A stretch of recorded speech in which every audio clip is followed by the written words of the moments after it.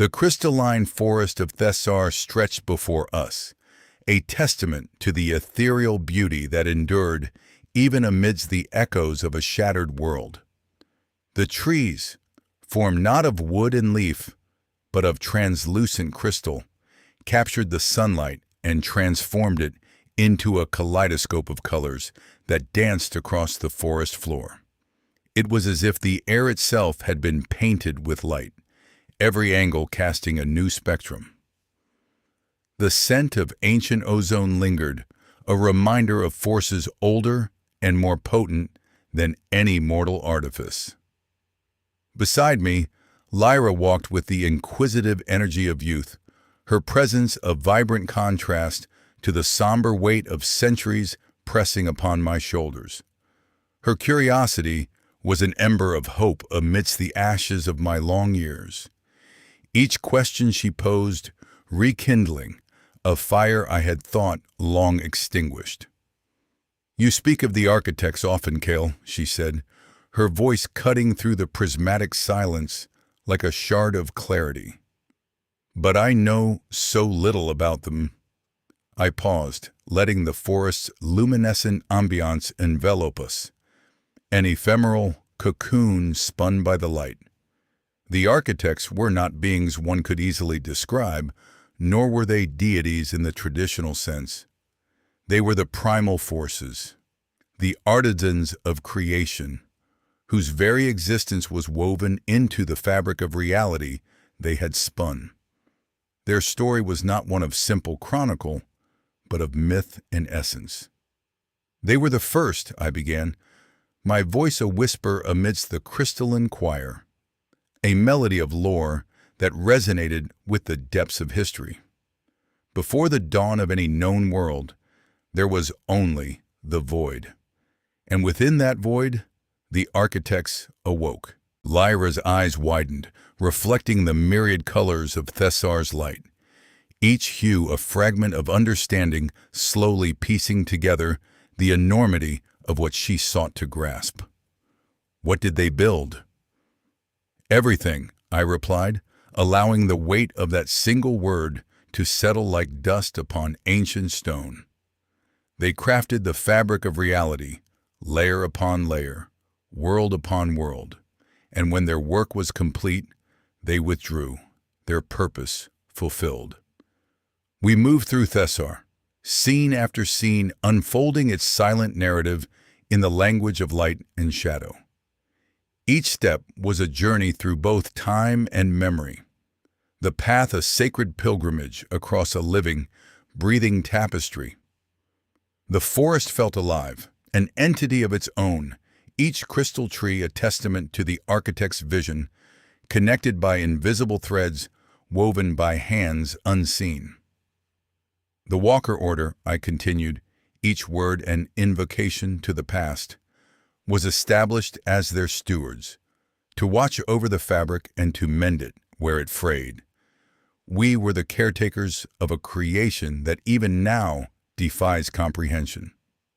The depth of my voice mingled with the forest's ambient hum, a symphony orchestrated by time itself, each chord resonating with the echoes of ages long past. Lyra's presence was palpable, her questions weaving her further into the complex latticework of history and myth. "But if they withdrew," she asked, her voice tinged with the innocence of untempered hope, "what keeps them from waking?" "Their essence," I said, choosing my words with the care of a mason, setting the cornerstone of a great edifice, became part of the fabric itself. We believed they had dissolved into it, their consciousness scattered amidst the very threads they spun. Lyra's brow furrowed in contemplation, her mind a forge, each fragment of information a piece of raw ore to be heated and shaped into something coherent. Yet the metal of truth was malleable, not so easily constrained by the limits of understanding. "Yet," she persisted, "if they are stirring now, it suggests the collapse did more than mere damage." A cold wind stirred, though the air remained still, a chilling harbinger of change. Indeed, I affirmed, my voice a steady cadence against the rising chorus of tension. The collapse sent a signal, like a ripple through a once still pond. Something ancient stirs in response. The enormity of it crawled through the forest like a shadow, each wave of light slightly dimmed by the gravity of our words. Thessar became a cathedral of light, the beams filtering through the crystalline canopy to bathe us in ethereal glow. It was an environment not merely seen but felt, the very air charged with the anticipation of revelation. Are we prepared for what might come? Lyra's question was not just one of potentiality, but of survival, a thread woven with the fear of being swept away by forces beyond mortal ken. Prepared, I echoed, turning my gaze to the vast expanse of the Thessar, its crystalline expanse reflecting infinite possibilities. Can one ever truly be prepared for the return of gods? The inevitability of this ancient awakening loomed, a monolith casting its shadow over us. Each edifice of understanding we constructed from the fragments of lore seemed as fragile as glass. I reached into the folds of my cloak, retrieving the resonance fork, a device that had been with me since my first initiation into the Walker Order, an artifact tuned to the subtle symphonies of the universe. Its long, slender prongs hummed with the latent energy of the fabric, ever attuned to the tremors that signaled a breach or shift. The resonance fork, I explained, holding it aloft like a sacred relic, detects disruptions in the fabric. But what I seek now is not a tear, but a signal. Lyra's eyes followed the tool, the anticipation in her gaze as palpable as the very air we breathed. Together we stood on the precipice of revelation, the stillness of Thessar, our only witness. As I tuned the fork, the prongs began to glow softly, a gentle chorus of resonance echoing in the space between us.